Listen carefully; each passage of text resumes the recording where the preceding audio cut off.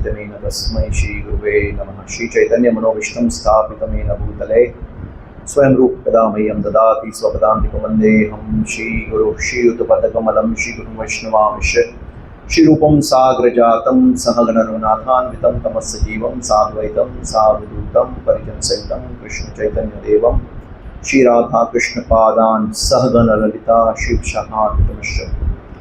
हे कृष्णा करुणा सिंधु दीन बंधु जगत्पते गोपेश गोपिकाकांत राधाकांत नमस्तुते। तप्त कांचन गौरांगी राधे वृंदावनेश्वरी विश्वभानुसुते देवी प्रणमामि हरिप्रिये। वाञ्छाकल्पतरुभ्यश्च कृपा सिन्धुभ्येव च पतितनां पावनेभ्यो वैष्णवेभ्यो नमो नमः।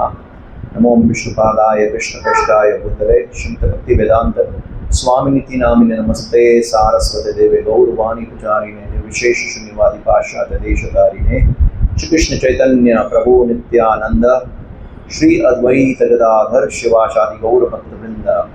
हरे कृष्णा कृष्णा कृष्णा हरे हरे, हरे राम राम राम हरे हरे। हरे कृष्णा। तो हम कंटिन्यू कर रहे हैं भगवद गीता का जो हमारा सेशन है सेकंड चैप्टर में। लास्ट टाइम हमने 29 श्लोका तक देखा था।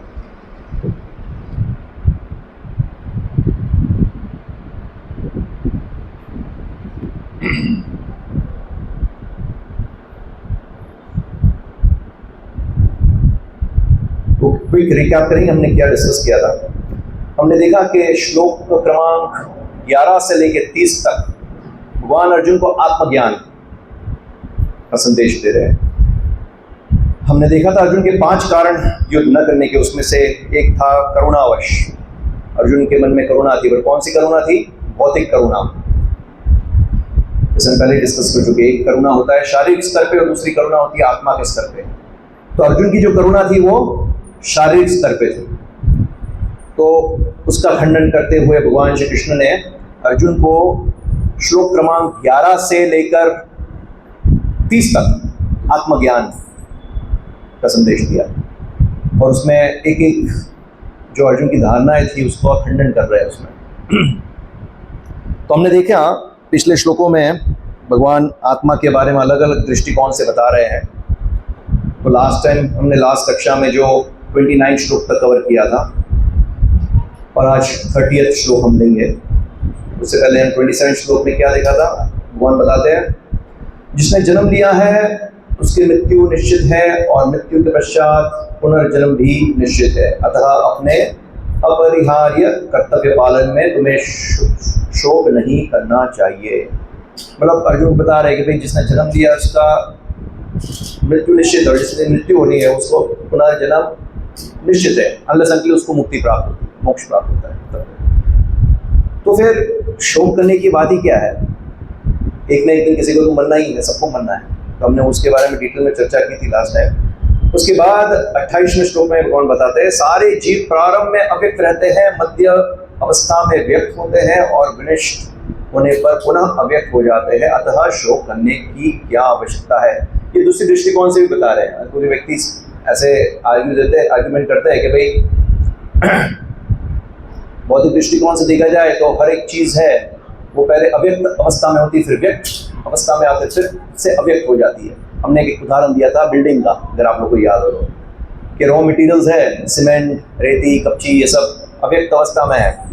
जब उस सब का कॉम्बिनेशन होता है तो एक बिल्डिंग खड़ी होती है व्यक्त रूप में, और फिर जब डिमोलिशन होता है तो सब कुछ वापस अव्यक्त रूप में हो जाता है। तो इस प्रकार से भगवान अर्जुन को यहाँ पे समझा रहे हैं कि शरीर रूपी जो ये शरीर है उसको भी पहले पंच महाभूत जो पंच तत्व है वो अव्यक्त अवस्था में थे, फिर शरीर रूपी व्यक्त अवस्था में आते हैं, फिर मृत्यु के बाद फिर से अव्यक्त अवस्था में चले जाए। तो इसके लिए शोक करने की कोई आवश्यकता नहीं है। इसकी हमने चर्चा की थी हमने 28 श्लोक।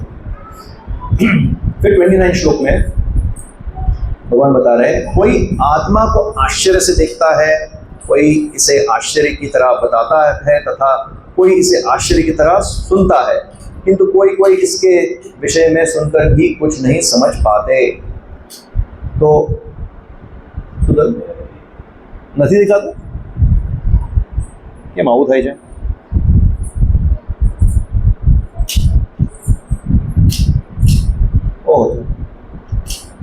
મને એમ કે અત્યાર સુધી સ્ક્રીન પર બધું આવે જ છે, તમે પહેલાં કેમ કીધું નહીં મને? અહીંયા હું હંમેશા રાધા ગિરધારીનો ફોટો તો મૂકું જ છું, કેવું છે ને પહેલાં? ઓ, અને કે સોર્ટ આઉટ કરવાનું કોઈ છે આઈટી કમ્પ્યુટર આમાં કદાચ આઈ થિંક પેલું એક હોય છે ઓપ્શન, ડિસ્પ્લે ઓપ્શન, જેમાં ઓન સ્ક્રીન મતલબ અહીંયા અને ત્યાં બંને દેખાય. મને યાદ નથી આવતું, કોઈ એક્સપર્ટ છે? નહીં કે પછી મારે આવી રીતે ચલાવવું પડશે, મજા નહીં આવે તમને લોકોને.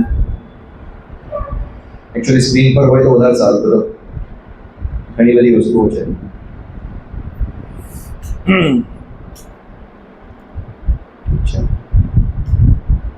ખ્યાલ છે? આઈડિયા છે?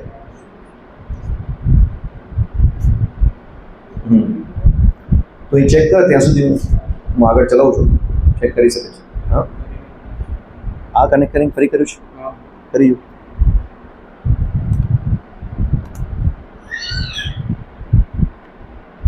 એકચ્યુઅલી યોગેશે છે ને મોડ ચેન્જ કર્યું, આ નોર્મલ.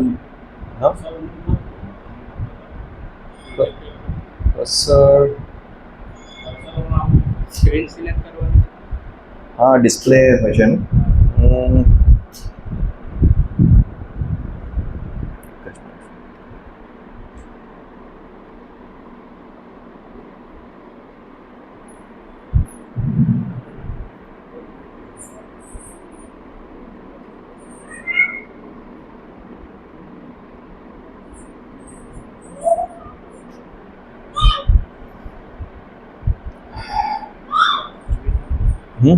બહુ ટાઈમ જશે આમાં ચેક કરવામાં, આપણે સેશન પછી પતી જશે, સમય જાય છે. ઇટ્સ ઓકે, હું બોલું છું, તમે સાંભળો, કંઈ વાંધો નહીં. નેક્સ્ટ ટાઈમ એને સોર્ટ આઉટ કરી લઈશું શું તકલીફ છે. હા, કર્સર આવે છે નહીં? કર્સર ત્યાં આવે છે ને, અહીંયા મને કર્સર નથી દેખાતું, તકલીફ ત્યાં છે. હું કામનો વિચારું છું, કર્સર મને કેમ અહીં દેખાતું નથી?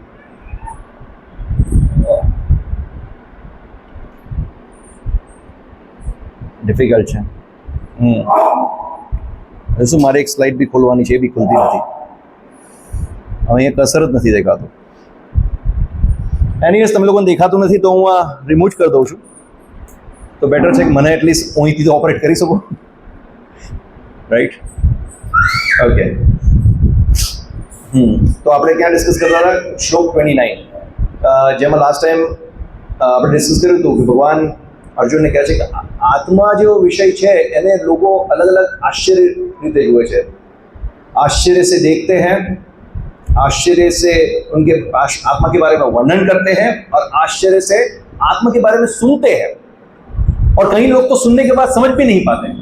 तो ये आत्मा का जो विषय है बहुत ही आश्चर्यजनक विषय है, पर दुर्भाग्यवश ये है कि आत्मा का ज्ञान लेने में किसी को इंटरेस्ट ही नहीं है. ये हमारा दुर्भाग्य है. और कई बार किसी को इंटरेस्ट होता है तो भी वो समझ नहीं पाता है या प्रैक्टिकली जीवन में उतार नहीं पाता है. तो हमने लास्ट टाइम डिस्कस किया था कि उसकी विधि है किस प्रकार से उतारना है. वो गरुड़ वाला एग्जाम्पल दिया था, याद है?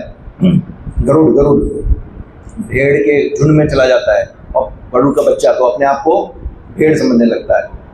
फिर वो ब्राह्मण आके उसको ऊपर से छोड़ते हैं तो पंख फहराता है, तो उसको पता चलता है यार मैं तो गरुड़ हूँ. तो इस प्रकार से कोई जो भगवान के भक्त हैं उनके मार्गदर्शन में जब हम ये ज्ञान प्राप्त करेंगे तो हमको रियली समझ आएगा, परंपरा में ये ज्ञान प्राप्त करेंगे तो.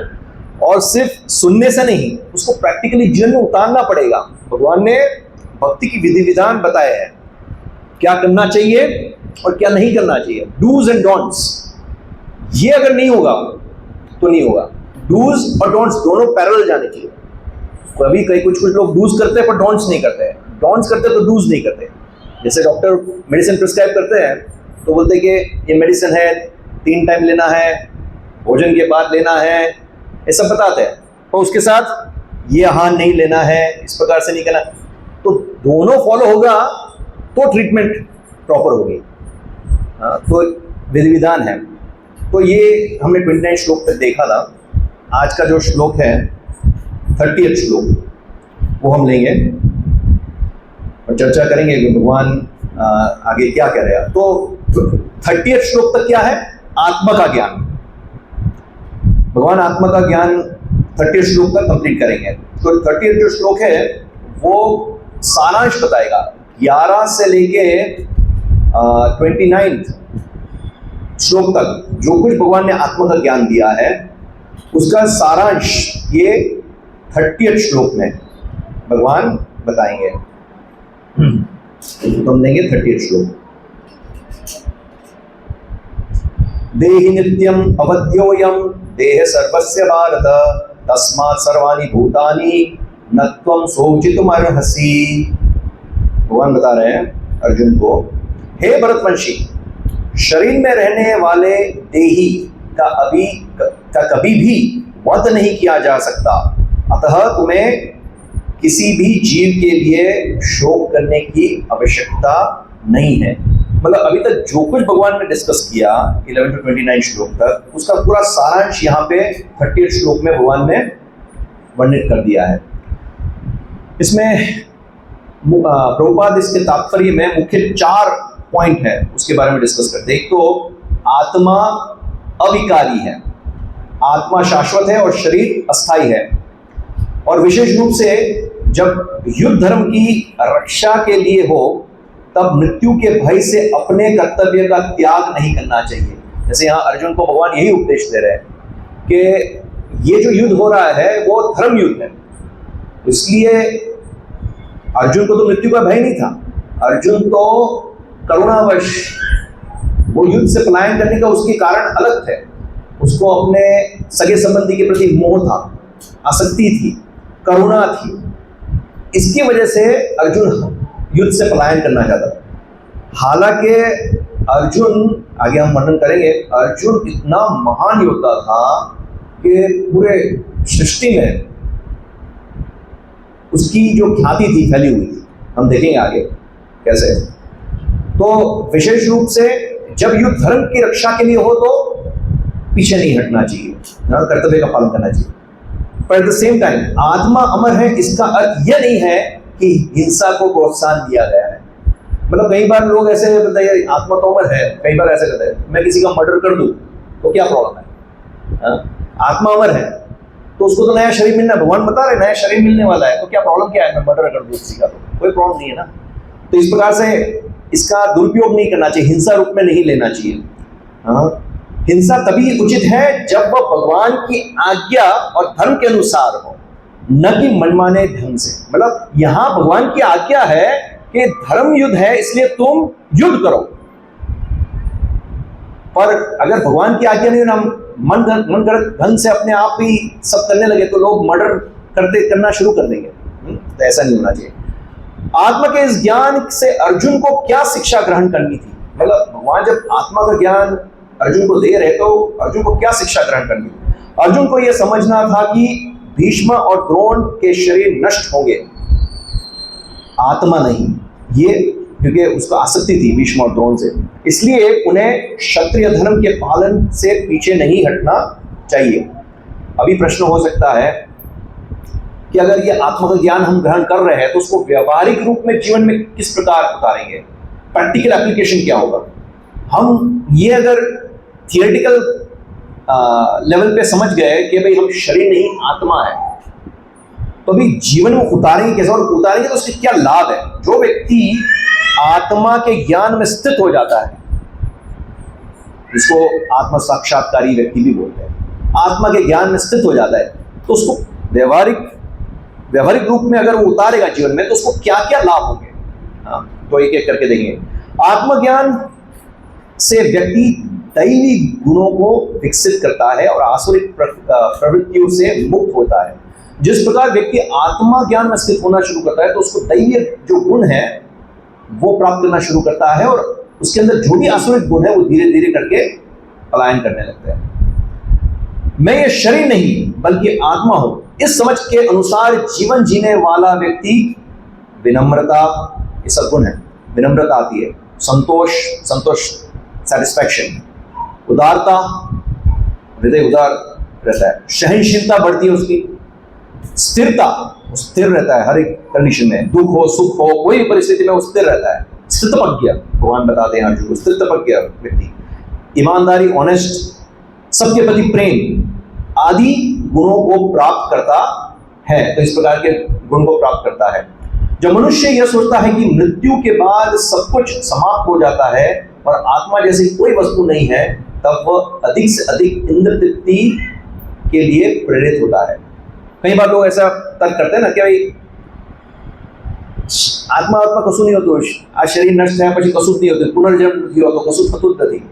तो वो व्यक्ति जब उसको वो ज्ञान ही नहीं होगा तो यही सोचेगा एक ही जीवन है, जीना यहाँ मरना यहाँ, इसके सिवा जाना कहाँ, तो यही जीवन है तो फुल एंजॉय करो, फुल भोग विलास करो।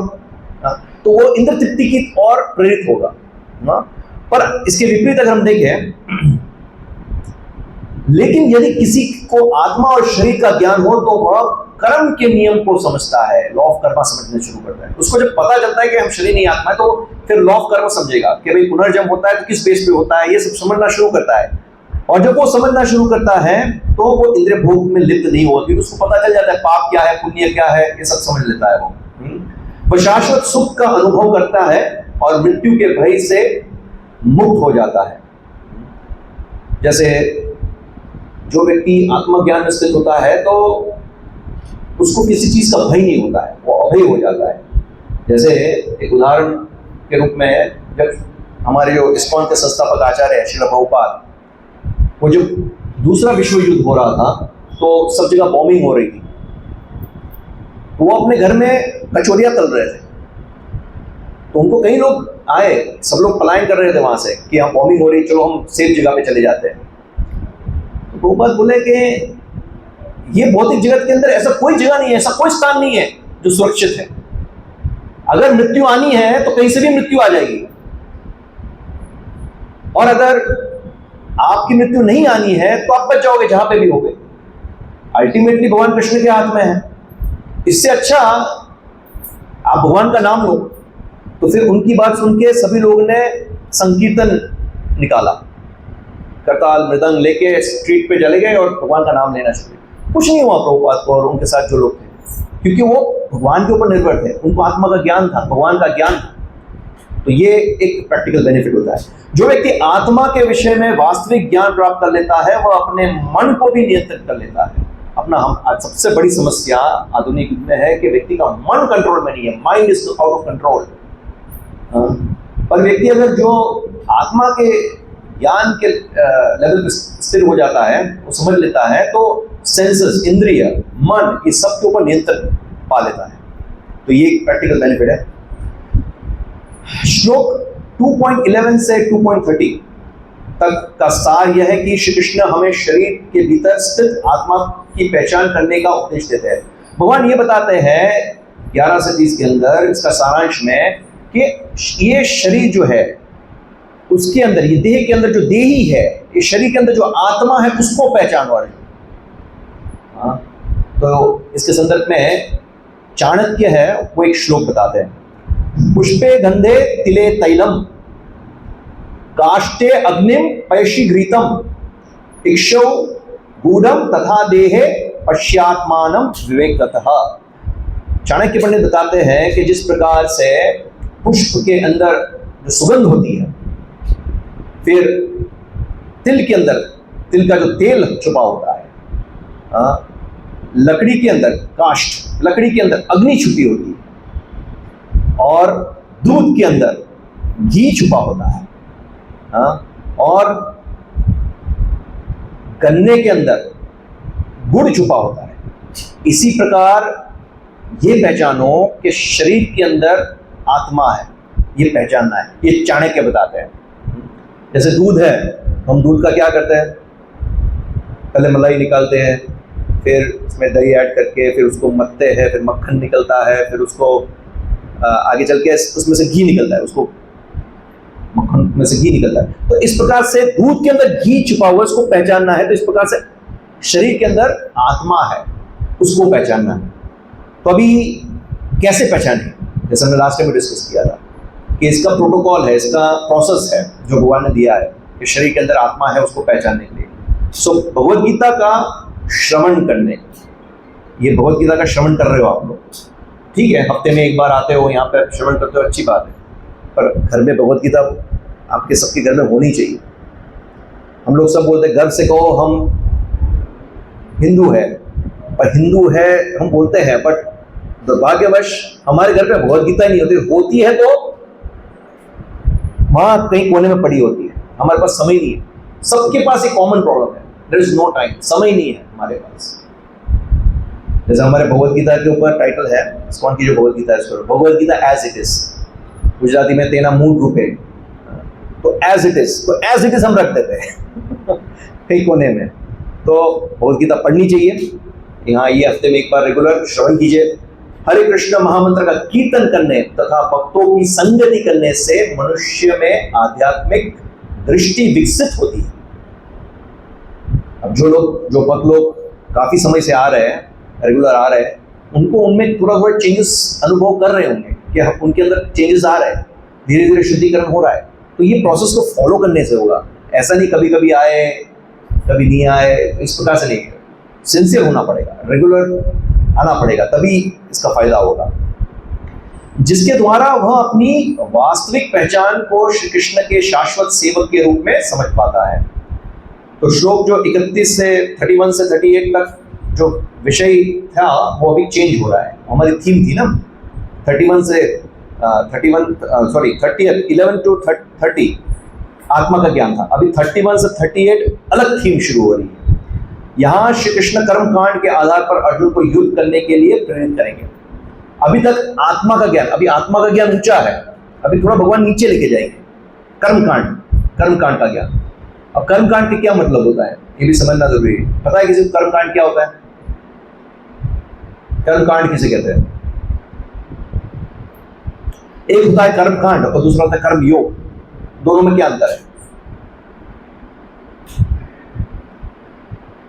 कर्म कांड मतलब जो हमें कुछ भौतिक लाभ के लिए हम चीजें करते हैं, प्रोसेस को फॉलो करते हैं, विधि को फॉलो करते हैं, उसके लिए हमको जो प्रेरणा मिलती है वो प्रोसेस को कर्म कांड कहते हैं। जैसे वेदास में बहुत सारी चीजें बताई है कि किसी को स्वर्ग की प्राप्ति करनी है, किसी को ये चाहिए वो चाहिए, अलग अलग भौतिक लाभ चाहिए, तो उसके लिए बताया कि ये करो, ये देवी देवता की पूजा करो, वो करो, ये करो, ये सब कर्म कांड के दायरे में आता है।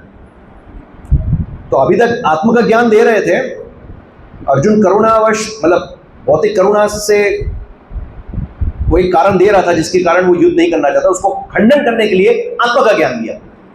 फिर अर्जुन क्या बोलता है कि अगर ये मैंने युद्ध जीत भी लिया, अगर हम विजय भी प्राप्त किया, तो इतना बड़ा राज्य, ये राज्य भी मिल गया, तो ये राज्य तो छोड़ो, इंद्रलोक का राज्य मिल गया तो भी मैं सुख का अनुभव नहीं करूंगा अपने सगे संबंधियों के बिना।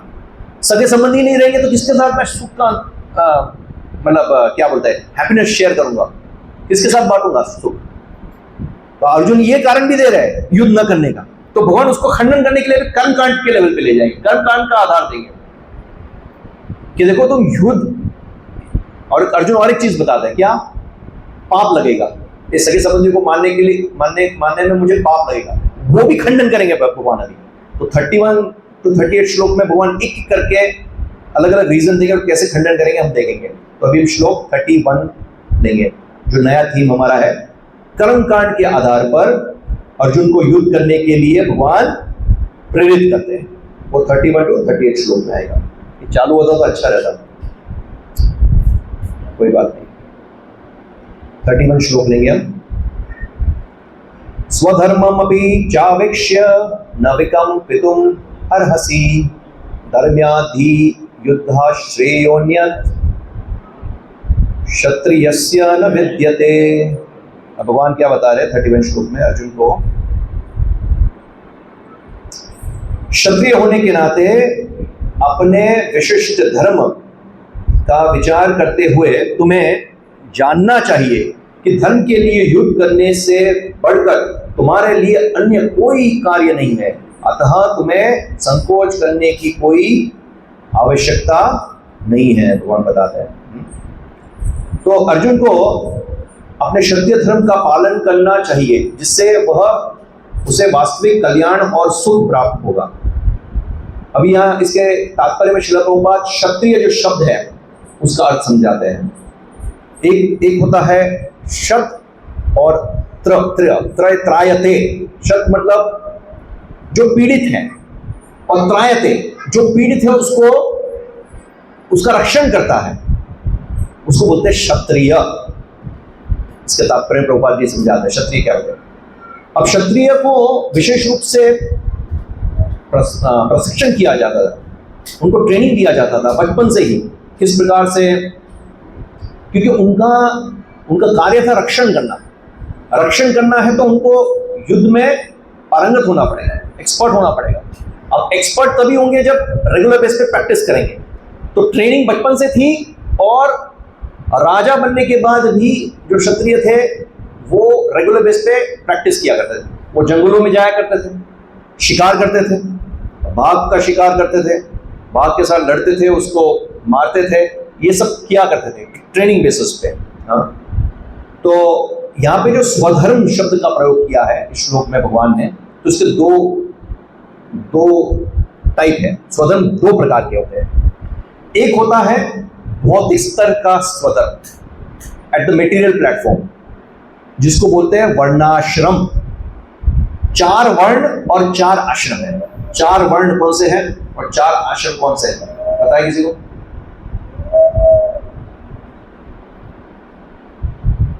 आश्रम तो पता है, कौन सा आश्रम है? ब्रह्मचारी आश्रम, गृहस्थ आश्रम, वानप्रस्थ आश्रम, संन्यास आश्रम। और 4 वर्ण कौन से हैं?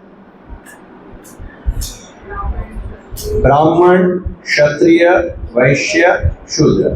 अब भगवान बोलते हैं भगवद गीता के अंदर आगे आएगा, चातुर्वर्ण्यम मया शिष्टम गुण कर्मा विभागशः। ये 4 जो वर्ण और आश्रम है, इसका विभाग किसने किया है? विभाजन भगवान ने किया है, भगवान की बनाई हुई सिस्टम।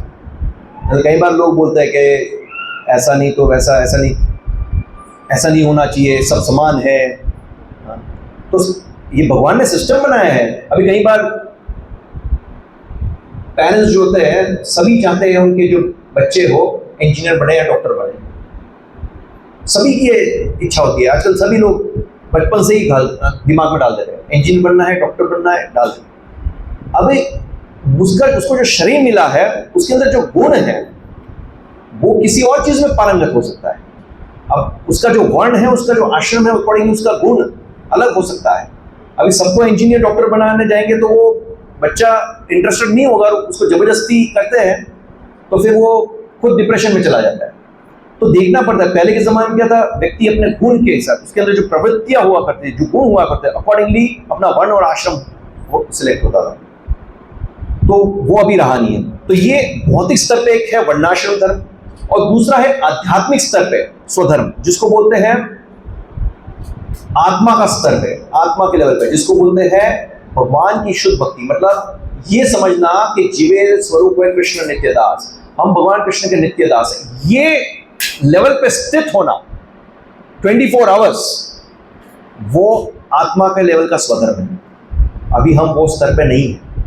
तो भगवान ये श्लोक के माध्यम से समझा रहे हैं कि भगवान ने ऐसी सिस्टम बनाई, ऐसी व्यवस्था बनाई है कि व्यक्ति भौतिक स्तर पे जो वर्णाश्रम धर्म का पालन करने को भगवान ने बताया भगवद गीता के अंदर, अपने वर्ण और आश्रम के अकॉर्डिंगली जो व्यक्ति स्थित होकर पालन करता है तो धीरे धीरे उसका शुद्धिकरण होता है और क्रमशः ग्रेजुअली धीरे धीरे ऊपर उठता है आत्मा के लेवल पे। ये पूरा सिस्टम बनाया भगवान। सिस्टम फॉलो हो नहीं रही है, हम कैसे आएंगे उस स्तर पे? तो भगवान ने पूरा साइंस दिया है, विज्ञान है, इस प्रकार से होता है। पहले के जमाने में यही सिस्टम फॉलो होती थी कि नहीं होती थी? ऐसे ही तो हमने सुना नहीं है 4 आश्रम और 4 वर्ण के बारे में। तो ये पूरा सिस्टम यहाँ भगवान बता रहे हैं। और अभी इसके नेक्स्ट श्लोक में 30 श्लोक में भगवान कृष्ण समझाते हैं कि ऐसा धर्म युद्ध करने का अवसर केवल अत्यंत भाग्यशाली क्षत्रिय को ही प्राप्त होता है। अर्जुन को समझाते हैं कि देखो तुम शोक क्यों कर रहे हो, ऐसा धर्म युद्ध करने को तो बहुत ही भाग्यशाली क्षत्रिय को ही प्राप्त होगा। तो हम नेक्स्ट श्लोक में देखेंगे 32 श्लोक। यदृच्छया चोपपन्नम स्वर्गद्वारम अपागतम सुखीनः क्षत्रियः पार्थ लभन्ते युक्तमिदृशम्। भगवान अर्जुन बता रहे हैं 32वें श्लोक में, हे पार्थ, वे क्षत्रिय सुखी हैं जिन्हें ऐसे युद्ध के अवसर अपने आप प्राप्त होते हैं जिससे उनके लिए स्वर्गलोक के द्वार खुल जाते हैं। तो भगवान बता रहे हैं, भगवान कृष्ण कहते हैं कि ऐसे धर्म युद्ध का अवसर केवल भाग्यशाली व्यक्ति को ही प्राप्त होता है। यहाँ कृष्ण अर्जुन के इस तर्क को खंडन करते हैं कि अर्जुन पहले बता रहे थे मुझे इस युद्ध में कोई लाभ दिखाई नहीं देता। अर्जुन बोल रहे थे आगे, मुझे तो कोई लाभ नहीं दिखाई देता, सिर्फ दुखी दुख दिखाई देता है, ऐसा लगता है कि अंत में मैं पाप का भागीदार होऊंगा। तो ये सब यहाँ पे खंडन कर रहे हैं कि तो अर्जुन बोल रहा है कि कुछ लाभ नहीं दिखाई देता है। ठीक है, भगवान बोलते हैं, कृष्ण कहते हैं कि इस प्रकार धर्मयुद्ध से स्वर्ग के द्वार खुल जाएंगे। अब ये कर्म कांड के स्तर पे है, भौतिक लाभ दिखा रहे हैं भगवान कि देखो अगर तुम युद्ध करोगे और युद्ध में वीर गति को प्राप्त करोगे तो भी तुम्हारे लिए स्वर्ग के द्वार खुल जाएंगे। अभी दो एंगल से भगवान बताएंगे, अगर तुम्हारी मृत्यु हो गई तो टेंशन नहीं है, वीर गति को प्राप्त हुआ है तो स्वर्ग के द्वार खुल गए। अगर मृत्यु नहीं हुई, तुमने विजय प्राप्त किया तो राज्य करोगे तो भी सुख का अनुभव होगा। तो दोनों तरीके से तुमको सुख प्राप्त होगा, यहाँ भगवान बता रहे हैं अर्जुन को। कृष्ण कहते हैं कि इस प्रकार के धर्मयुद्ध से स्वर्ग के द्वार खुल जाते हैं। शास्त्रों में कहा गया है कि जो क्षत्रिय अपने क्षत्रिय धर्म का पालन करते हुए युद्ध भूमि में युद्ध करता है और युद्ध करते हुए प्राण त्याग देता है, उसको स्वर्गलोक प्राप्त हो जाता है। इस युद्ध में दोनों ही परिस्थिति में लाभ है, वो हम डिस्कस कर चुके हैं। अभी क्षत्रिय का जो धर्म है वो पराशर मुनि ने एक श्लोक में बताया है कि क्या कर्तव्य है। 4 मुख्य कर्तव्य क्षत्रिय का। नंबर 1, प्रजा को सभी प्रकार की कठिनाइयों और संकटों से सुरक्षा प्रदान करना, मतलब प्रजा का पालन करना, प्रजा का सुरक्षा प्रदान करना, जो भी कठिनाई है उसमें क्षत्रिय का कर्तव्य आता है। फिर उचित परिस्थितियों में बल अथवा दंड का प्रयोग करना पड़ता है। जब लगता है कि न्याय की बात आती है तो उसको धर्म को देखते हुए व्यक्ति को अगर दंड देना पड़े, बल का प्रयोग करना पड़े तो भी उसको करना चाहिए। और शत्रु राजाओं की सेनाओं को पराजित करना चाहिए। युद्ध में शत्रु राजाओं की जो सेना उसको पराजित करना चाहिए और धार्मिक सिद्धांतों के अनुसार संपूर्ण पृथ्वी पर शासन करना चाहिए। ये शासन करना भी क्षत्रिय के कर्तव्य में आता है। अगले श्लोक में, अभी नेक्स्ट 33 श्लोक में कृष्ण अर्जुन को उन 2 हानियों के बारे में बताएंगे जो उसे युद्ध न करने पर उठानी पड़ेगी। 2 हानियां। अभी आगे भगवान 2 हानियां और आगे 2 लाभ भी बताएंगे।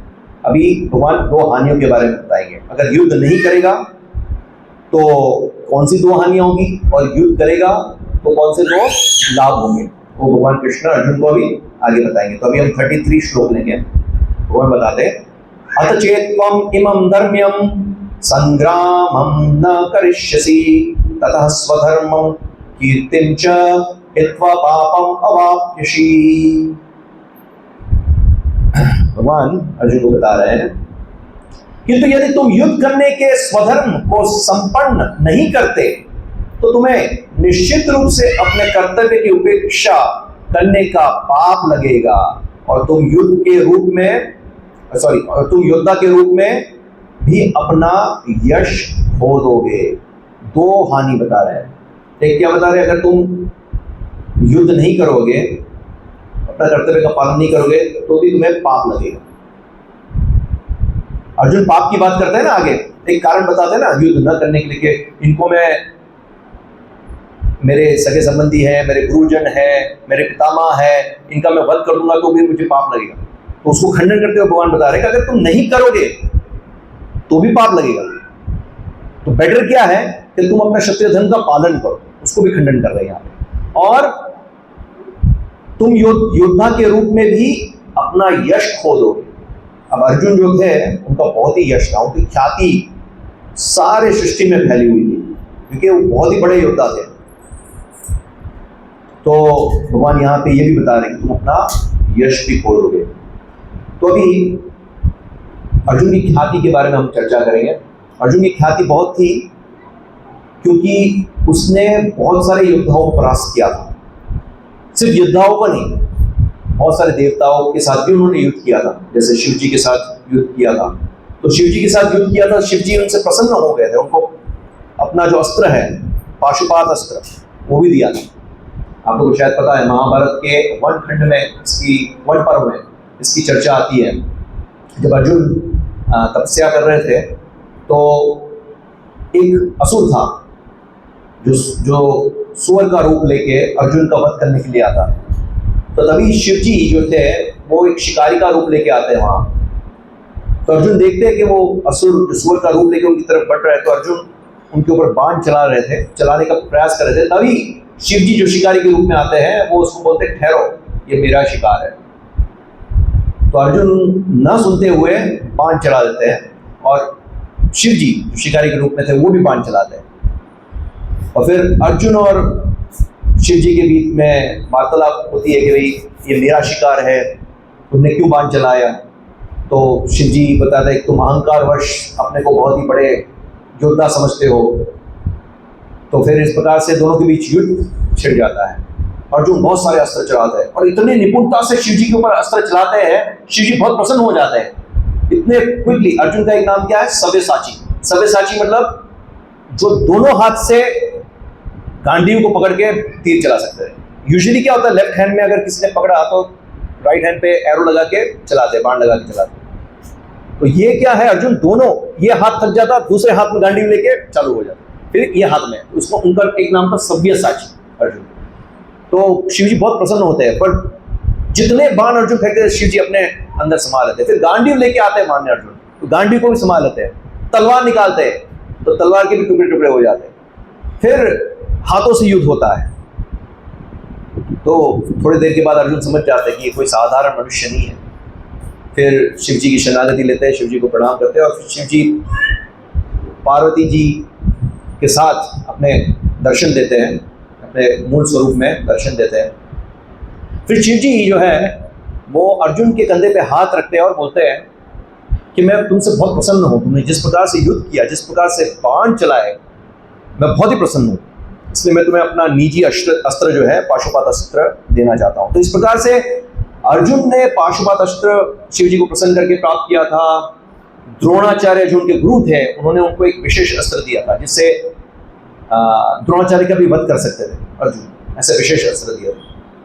इंद्र लोक में गए थे दिव्यास्त्र प्राप्त करने के लिए। वहां पे जब गए थे तो इंद्र ने अर्जुन को बोला कि निमात कवच नाम के लाखों असुर जो है, जो पाताल लोक में छुपे हुए हैं, वो लोग बार बार आके स्वर्गलोक पे आक्रमण करते, इंद्रलोक में देवताओं को परेशान करते।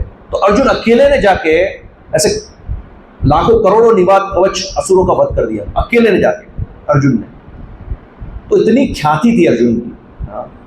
तो यहाँ पे भगवान दो चीज बता रहे हैं, एक तो तुम पाप के भोगी होगे और तुम्हें अपयश प्राप्त होगा। तो इतना देवराज इंद्र ने सर्टिफाई किया था कि तुम्हारे जैसा कोई योद्धा नहीं है, ऐसा सर्टिफिकेट दिया अर्जुन को।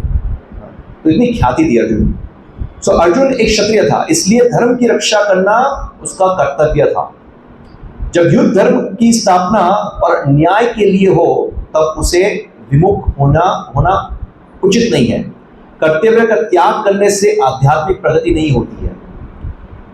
भगवान की इच्छा के अनुसार अपना कर्तव्य करना ही वास्तविक धर्म है। ये लोग समझते नहीं धर्म क्या है। धर्म का अलग अलग स्तर है, अलग अलग प्रकार के धर्म हो सकते हैं। पड़ोसी का धर्म हो सकता है, पिता का धर्म, माता का धर्म, अलग अलग प्रकार के धर्म है। पर एक्चुअल धर्म का मीनिंग कैसे समझेंगे? तो शास्त्र में वर्णन है कि क्या श्लोक है, भागवतम में इसका वर्णन आता है।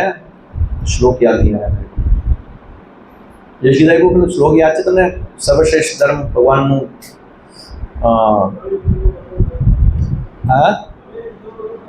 सर्व हाँ सवै पुंसाम परो धर्मो यतो भक्ति रदोक्षते अहैतुकी अमृतयता ययात्मा सुप्रसीदति। सवै पुंसाम परो धर्मो, सबसे श्रेष्ठ धर्म क्या है? धर्म के अलग अलग स्तर है। सवै पुंसाम परो धर्मो यतो भक्ति अधोक्षते। अधोक्षते भगवान का एक नाम है अधोक्षते, जिनको अपनी भौतिक इंद्रियों से हम नहीं जा सकते। तो ऐसे भगवान अधोक्षजे को की भक्ति करना, सवै पुंसम परो धर्मो ये तो भक्ति अधोक्षजे, अहेतुक की अप्रतिहता है। कैसी भक्ति? अहेतुक की और बिना कोई हेतु, अप्रतिहता, नॉन स्टॉप, अहेतुक की अप्रतिहता, ययात्मा सुप्रसिद्धति। तो इस प्रकार से आत्मा संतुष्ट होता है और सुप्रसिद्ध होता है। तो ये सबसे टॉप मोस्ट धर्म है, भगवान की भक्ति करना। तो यहां क्या बता रहे, भगवान की इच्छा के अनुसार अपना कर्तव्य करना ही वास्तविक धर्म है। हमको जो अच्छा लगता है उसके अकॉर्डिंगली नहीं। इसका उदाहरण क्या है, कहां से लेंगे? महाभारत में आता है। युधिष्ठिर महाराज, युधिष्ठिर महाराज को क्या बोलते थे सब लोग? धर्मराज। कभी असत्य नहीं बोलते, हमेशा सत्य बोलते, हमेशा धर्म का पालन करते। तो जब द्रोणाचार्य का वध करना था तो उन्होंने स्ट्रैटेजी बनाई थी, प्लान बनाई थी कि द्रोणाचार्य का वध मतलब उनसे जीतना बहुत मुश्किल था। उनके पास सभी दिव्यास्त्र थे और बहुत ही पारंगत थे। उनको वरदान था कि जब तक खुद अस्त्र शस्त्र नहीं रख देंगे नीचे तब तक उनका वध कोई नहीं कर सकता। तो कैसे उनको जीता जाए? ये तो धर्म युद्ध है। तो भगवान ने स्ट्रैटेजी बताई। क्या बताया? कि उनको अश्वत्थामा से आसक्ति थी। तो जब सुनेंगे अश्वत्थामा की मृत्यु हो गई है तो ऑटोमेटिक अस्त्र शस्त्र रखेंगे और तब उनका वध किया जा सकता है। तो प्लान क्या बनाया था कि अश्वत्थामा मर गया तो भीम ने अश्वत्थामा नाम के हाथी को मारा और फिर भीम बोला कि मैंने अश्वत्थामा को मार दिया। मारा अश्वत्थामा को, पर किसको? हाथी को मारा। अब पता था द्रोणाचार्य कंफर्म करने के लिए युधिष्ठिर महाराज के पास आएंगे, क्योंकि युधिष्ठिर महाराज धर्मराज थे, कभी भी असत्य नहीं बोलते। तो इसलिए क्या किया, युधिष्ठिर महाराज के पास आए और बताओ कि सही में अश्वत्थामा मरा गया। तो युधिष्ठिर को जब ये बताया था कृष्ण भगवान ने कि आपको बोलना है कि अश्वत्थामा की मृत्यु हो गई है, तो उनको संकोच हुआ कि मैं तो धर्मराज हूं, मैं कैसे असत्य बोल सकता हूं। अभी उस टाइम उनका धर्म क्या है, सिचुएशन देखिए। सत्य बोलना भी एक धर्म है, बट कौन बता रहे हैं असत्य बोलने के लिए? भगवान कृष्ण बता रहे हैं। तो जब भगवान कृष्ण बता रहे हैं असत्य बनने के लिए, तो ये टॉपोस धर्म हो गया, राइट? तो उस समय पे उनका कर्तव्य टॉपोस धर्म क्या था? भगवान की आदेश का पालन करना। तो उनको संकोच हुआ। और महाभारत में वर्णन आता है कि युधिष्ठिर महाराज धर्म रखते तो उनका रथ था पृथ्वी से ऊपर हाइट पे चलता था, पृथ्वी को टच नहीं होता था उनका रथ। बट क्योंकि उन्होंने भगवान के आज्ञा का पालन करने का संकोच किया, इसलिए उनका रथ डाउन आ गया, नीचे आ गया। फिर क्या करना पड़ा? अश्वत्थामा मर गया, और जब वो बोले कि नर नहीं हाथी, तब शंख बजा दिया ताकि वो सुनाई ना दे द्रोणाचार्य को। तो ये इंपॉर्टेंट है कि धर्म क्या है ये समझना। तो भगवान की इच्छा के अनुसार अपना कर्तव्य करना ही वास्तविक धर्म है। अर्जुन यदि युद्ध से भागता तो लोग उसे कायर समझते और उसकी कीर्ति नष्ट हो जाती। भगवान के आदेश का पालन करने से मनुष्य पाप से बचता है और आध्यात्मिक लाभ प्राप्त करता है। अभी इसका जो नेक्स्ट श्लोक है उसमें भगवान श्री कृष्ण अर्जुन का अपयश या जो अकीर्ति के बारे में भी बताया है, उसका विस्तार रूप से वर्णन करेंगे। वो है 34 श्लोक, वो हम नेक्स्ट टाइम लेंगे, कि समय हो गया है। हरे कृष्णा। तो आज के संदर्भ में किसी का कोई प्रश्न?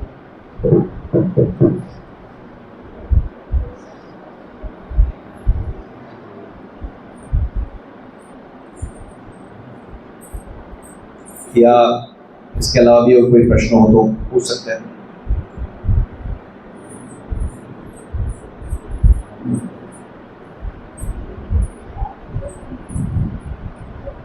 कोई अनाउंसमेंट है? हरे कृष्णा। श्रीमद् भगवद गीता की जय। श्री प्रभुपाद की जय। गौर प्रेमानंदे। हरि हरि बोल।